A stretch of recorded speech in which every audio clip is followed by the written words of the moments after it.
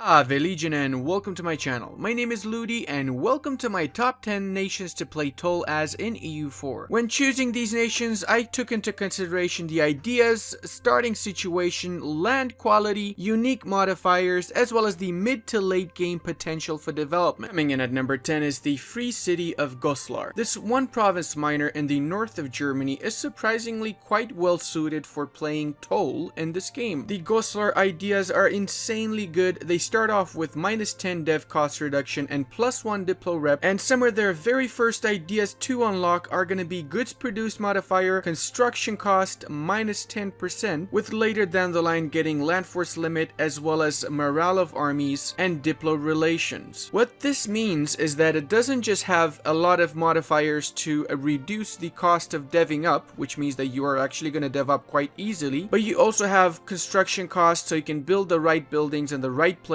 for cheaper costs, and the goods produced modifier synchronizes amazingly with the playing toll ideas, as does the land force limit +20%. The reason that Goslar is on number 10 is that once it loses the free city status, meaning once it gets more than one province, it is gonna lose the -10 dev cost reduction that it gets from being a free city, coupled with the fact that the majority of the provinces around Goslar and Goslar's very own province are gonna be woods provinces, so you get a +15 local development cost in these provinces, with the only really good provinces to start deving up being actually the cloth provinces, which surprisingly we have quite a lot of them in the HRE. Not to mention your starting position is going to be a bit difficult and a little bit RNG if you don't get some good alliances going and an easy war at the start against your neighbors. Number 9 on our list is the nation of Bengal. Bengal starts out in one of the most fertile areas of the Indian subcontinent with tons of farmlands as well as some grasslands around in your starting position. You can even start deving up from the first day for 36 points all of your provinces in your capital and adjacent provinces here, or you can just wait until you get a little bit more prosperity so you make it even cheaper and you can just stack up the modifiers as you go along. Bengal's own national ideas give you another -10 dev cost reduction after you've unlocked the third national idea, and couple that up with the national manpower modifier, infantry combat ability, artillery from back row damage, as well as trade efficiency, idea cost, national tax, and goods produced modifier. Bengal definitely is going to have one of the strongest economies in the Indian subcontinent, as well as a very strong army. If you have access to the Dharma DLC, you also will get the clear the delta modifier for this entire area, which gives you another -10 dev cost reduction. So before the 1500s even arrive, you can pretty much dev up your areas for as little as 20 mana points per development. Coming in at number 8 is the nation of Holland. Despite starting off in a PU under Burgundy, Holland can be extremely powerful from the early game. Their own ideas are insanely overpowered, revolving at the very start around boosting up their navy and afterwards getting a bit of trade efficiency, as well as some extra merchants, marines, siege ability, land fire damage, but most importantly you get -10 dev cost as your third idea to be unlocked. And you start off in the English Channel trade node, which is the strongest trade node at the start of the game and will remain so if you go colonial and if the English go colonial as well. Your starting provinces are basically farmlands as well as one grasslands province, thus making it quite easy to develop your nation from the beginning, and you are surrounded by a lot of similarly strong provinces in the nations of Brabant as well as Flanders, with Flanders' own provinces all of which being farmlands and with half of Brabant being farmlands as well, as are the Frisian provinces and some of the Utrecht provinces. Controlling all of the Netherlands is equivalent to controlling all of North Germany when it comes to economy and even development. The key to a successful Dutch game is having a really strong navy with lots of light ships to boost up your trade presence in the English Channel. Number 7 on our list is a hidden gem of the Japanese islands. The nation of Nanbu has some of the most impressive ideas that nobody seems to be talking about for playing toll. They start off with construction cost and discipline bonuses, and after you fill up all of your national ideas you get also production efficiency, which is great since you get it when production efficiency actually matters, ideas in the mid-game and afterwards. You also get morale of armies, cav cost, diplomats, tax modifier plus 10, shock damage, and dev cost minus 10%. Overall, Nambu has a great mix of ideas that balance out both the military aspect as well as the economic aspect of the game, and have a really great starting position within the Sengoku Jidai. Whilst everybody is fighting in the center of Japan, you can easily start munching out your neighbors and solidify the position in the east before taking over everybody else. And if you keep Nambu's ideas, you can turn the Japanese islands into a powerhouse before the 1550s strike without having to even worry about going outside of your island. And once you do decide to go outside of the island, your ideas are going to prove invaluable in building a stable empire or a sphere of influence if that's what you're looking for. Nambu's starting province is actually a mountainous province, so I don't recommend that you dev this one up, but after you start conquering the rich and more fertile southern parts from your starting position, you shouldn't have any issues deving up those areas. And this mountain fort is actually going to provide you all the defense you need in the early game to take care of your enemies and not stress about losing the Sengoku Jidai. Number 6 on our list is a nation that doesn't exist actually at the start of the game, at least in 1.30, and instead is divided in 3 feuding minor nations. But once you get a personal union over the other 2, you simply click a decision and you form the nation of Bavaria. The Bavarian state is a super powerful minor nation within the HRE with the potential to take the emperorship from Austria itself, or at the very least take an electoralship from the Palatinate through its mission tree. It normally takes a couple of years to unify Bavaria, and after you've unified it, you have access to some of the strongest lands within the HRE. Almost all of your lands are either grasslands or farmlands, which is the optimal deving up lands, and your ideas are super good. They focus both on economy as well as warfare. The downside is that you will actually get your dev cost minus 10% as your last idea after you've finished filling up everything else. But as you go along, you get production efficiency, national tax modifier, discipline, cav combat ability, and you're situated in the center of Europe, quite literally the center of Europe, which means that you're going to have quick access to both Renaissance as well as the printing press, which a lot of the times actually spawns within Bavaria itself. Your expansion might be a little bit slower because of your neighboring massive Habsburg conglomerate of states here, but Bavaria is more than suited to have a go at the diplomatics of the HRE. One other added bonus is that Bavaria is right next to 2 gold mines, namely the one in Keb as well as the one in Intal, and if you play your cards right, you can get access to these pretty early on before the 1500s. Coming in 5th on our list is the nation of Naples. Despite starting off as a junior member under Aragon at the very start of our game, Naples can easily get its independence either through an event or through an independence war supported by Castile and other rivals of Aragon, and in that war you can get back your cores on the island of Sicily and Malta, and if you're super lucky you can even get some provinces in Sardinia also. What really makes Naples such a great nation to play toll as is a combination of the trade nodes of which it is part of, namely both the Genoan trade node and the Venetian trade node, both of which are end trade nodes, and the fact that they start off with 2 centers of trade within the Genoan trade node if you get Sicily back, and it's amazing location for expansion early on in the game. You can dodge aggressive expansion by going into Muslim lands, Orthodox Christian lands, and then vassalizing Byzantium and feeding them back their cores, as well as Catholic lands in the Italian peninsula. Another thing that makes Naples shine is its ideas. It starts off with trade efficiency and also manages to get goods produced modifier from the early game together with tech cost reduction, dev cost minus 10%, morale of armies, and ship costs. If that's not enough, you can also form the 2 Sicilies after you get admin tech 10 and you manage to get hold of the province of Palermo, which comes with its own unique ideas which are even stronger than the Neapolitan ideas for playing toll. Despite having a harder time getting access to the North Italian richer states, its own starting provinces are not really that bad, and it also has enough mountainous provinces where you can just build off a fort and prevent pretty much everybody from coming into your country from the north via this amazing choke points that it has. 4th on our list is the nation of Milan. Milan has a combination of super good ideas, including infantry combat ability, diplo relations, as well as manpower plus 20%, and idea cost minus 10, dev cost minus 10, tech cost minus 5, and global trade power and stab cost reduction. Aside from ideas, what really makes Milano shine is its starting position in the most highly devved up area of Italy at the very beginning, and the the ability to quickly gobble up its neighbors within the first 100 years and then just steal off all of the Italian peninsula from everybody else. In fact, by having a fort in Trento as well as Como and Saluzzo, all of which are mountain forts by the way, you block off access to all of the Italian peninsula. If anybody wants to enter the Italian peninsula, which is controlled by you, they have to go through these 3 forts, and with the defensiveness edict and with the right ideas, you can make the Italian peninsula inaccessible for everybody else in Europe. Not discussing its amazing geographical position and easily defendable area, it also has a lot of great provinces including many farmlands, grasslands, and this part of the strongest trade node in Italy, namely the Genoa trade node, as well as a little bit part of the Venetian trade node, so you can even become a trade power if you push it a little bit within your neighbor's sphere of influence. Building wise, starting to build a few marketplaces as well as churches and workshops will definitely double your income within a few years, as most of the provinces in North Italy are super well developed and give massive boosts when you add a few buildings to the mix. The only downside that Milano has is that it's going to be really hard expanding to the east or to the west, as to the east it has the mighty Habsburgs and to the west it has the huge French nation as well. Not to mention expanding into the north is nearly impossible because of the aggressive expansion that comes within the HRE. And coming in third on our list of amazing nations to play toll as is the nation of Florence. Yet another Italian nation makes the cut in this top 10 simply because Florence starts out in a great spot. It is a very high developed nation with only 3 provinces having more development than pretty much any other HRE minor. The Florentine ideas are insanely great and built for developing themselves. They start off with minus 10 dev costs from the very start, and after they fill their ideas they get 5% discipline. They also get minus 5 idea cost and tech cost, trade efficiency plus 15%, as well as production efficiency plus 10 and national manpower plus 25%. Aside from that, the Florentine have 13% of the Genoa trade node, and after a very quick expansion into their neighboring Lucca and Siena provinces, they can get up to 25%. It is also one of the very few states in the world which has 3 centers of trade in the same state, which means that you can actually pile up the modifiers since you get a level 3 and a level 2 center of trade within the same state. That means you get a bonus of minus 15% dev cost reduction early on in the game. Expansion wise, you have a lot of very small nations close to you that you can quickly expand into, namely Bologna, Ferrara, Lucca, and Siena, and you can also start getting some claims and expanding into the Sardinian and Corsican regions, afterwards expand into Tunisia or even into the south of Italy once Naples breaks free. One thing you need to be worried about is the Papal States. If they decide to rival you and not be your ally from the start, then they're gonna excommunicate you, and that is gonna make it a lot more harder to start off as. But you are one of the few nations that starts with an amazing ruler, namely Cosimo de' Medici, which is a 655 ruler, and as such you also start off with a boost in your mana points available from the very beginning that will help you out and ensure that you are going to be one of the first nations to unlock all 3 of these technologies before anybody else. Starting off in one of the best regions in the world, the Italian region namely, you're also going to get the Renaissance early on spawned either around you or in one of your provinces, so getting Renaissance is not going to be an issue and you can just sell it off to the highest bidder afterwards. Similarly, most of the other institutions will spawn around you, or it is going to be quite easy for you to spawn them inside of your nation because of the high development that your provinces start off with. You also need to be careful with not becoming a kingdom, as upholding the republican traditions and values is going to help you out a lot more in the long run, so be careful whenever the Medici start getting too much power hungry. Number 2 goes to the nation of France. This is literally the strongest nation at the start of the game, even stronger than the Ottomans in my opinion, and after you finish consolidating your position and basically integrating the majority of your vassals and eating up whatever is left in the proper French region, you don't even need to expand anywhere else if you don't wish to, as you have literally the best lands in the game here. The majority of the French lands are going to be grasslands or farmlands with a few additions of woods here and there, and literally all of your extremities or your borders have natural mountains that you can build forts in or take forts after you've conquered these provinces to protect the French region from all sides. The French ideas, however, do not have any dev cost reduction, but they do have some additional tax modifiers and extremely good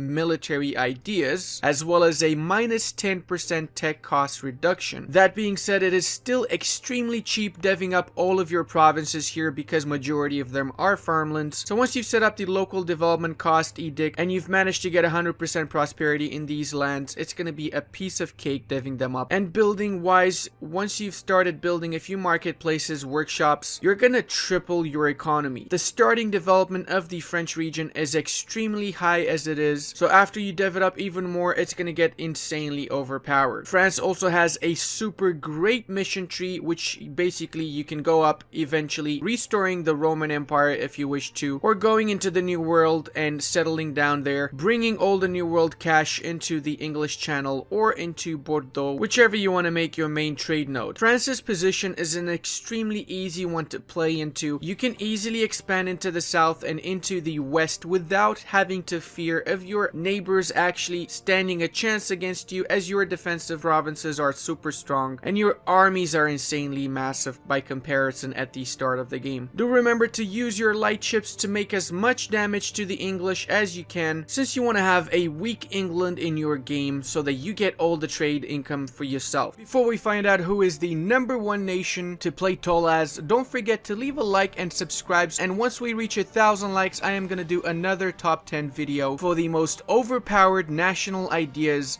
in the game. And the best nation to play toll as is the nation of Ulm. I'm just kidding, it's actually England. Going across the English Channel from the beloved French nation, we have England itself, which comes in at #1 on our playing toll list. The reason for this is because the English are cut off from the rest of the world and they have some of the best lands available to them. They have a ton of farmlands and grasslands all over their lands, and they can quite easily start deving up these lands from the beginning for very, very little mana points. But most importantly, the English actually have 4 hidden coal deposits within their lands, which is gonna give them 20% increase in their overall economy once you get the Enlightenment age and you actually uncover these coal deposits, as well as they have a lot of iron and other metals such as copper. The English also start off with 50% of the English Channel node, and you can get it up to 75% early on in the game and keep it at that or even above that by boosting up your centers of trade and just developing your provinces a little bit more.